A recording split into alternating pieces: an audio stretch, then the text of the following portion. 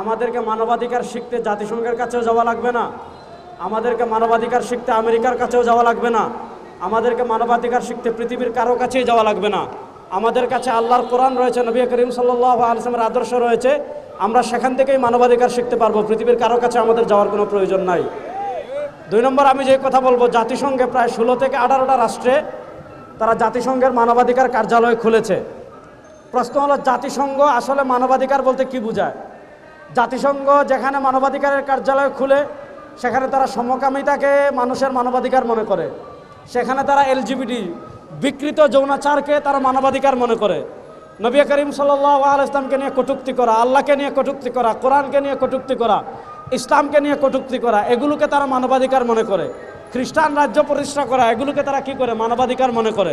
এজন্য আমরা মনে করি এখানে মানবাধিকারের আড়ালে পশ্চিমাদের যে এজেন্ডা রয়েছে, এলজিবিটি কিউ, সমকামিতা, পশ্চিমাদের যে এজেন্ডা রয়েছে ইসলাম বিদ্বেষ, পশ্চিমার যে এজেন্ডা রয়েছে বাংলাদেশ থেকে ইসলাম এবং মুসলমানদের নাম মুছে দিয়ে পৃথক আলাদা খ্রিস্ট রাজ্য জুমল্যান্ড প্রতিষ্ঠা করা, এগুলোর একটা প্রেক্ষাপট তৈরি হয় জাতিসংঘের মানবাধিকারের অফিস দিয়ে।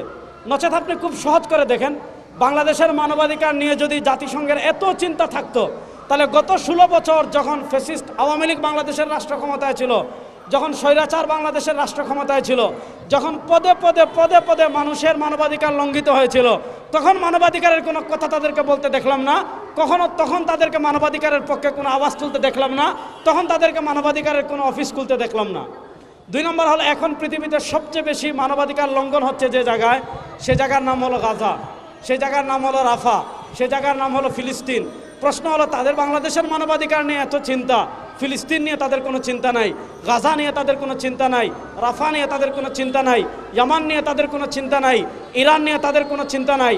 পৃথিবীর যে ভূখণ্ডে মুসলমানরা নির্যাতিত হয় সেখানে তাদের মানবাধিকার নিয়ে কোনো চিন্তা নাই। বাংলাদেশে তো আমরা ভালো আছি আলহামদুলিল্লাহ, বাংলাদেশের যুবকরা ফেসিবাদকে তাড়িয়েছে। এখন তারা মানবাধিকারের অফিস কেন করতে চাচ্ছে? মূলত মানবাধিকারের আড়ালে ওই পশ্চিমাদের যে সমকামিতা এজেন্ডা রয়েছে এবং এলজিবিটি যেটা রয়েছে সেটা তারা আমাদের দেশে প্রতিষ্ঠা করতে চাচ্ছে।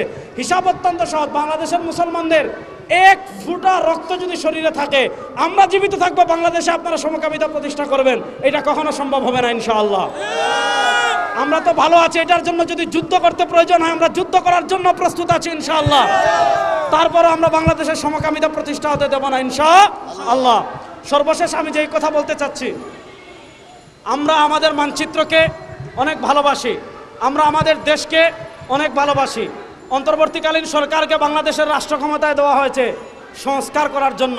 আমরা দেখেছি তারা রাষ্ট্র ক্ষমতা গ্রহণ করার 1 বছরের মতো হয়ে যাচ্ছে, এখনও তারা ফ্যাসিবাদের বিচার করতে পারেন নাই, ফ্যাসিবাদের দূষরদের বিচার করতে পারেন নাই, এখনও জুলাই সনদ দিতে পারেন নাই, এখনও দলগতভাবে আওয়ামী লীগকে নিষিদ্ধ করতে পারেন নাই, এখনও ফ্যাসিবাদের দালাল যারা আছে তাদেরকে গ্রেফতার করতে পারেন নাই।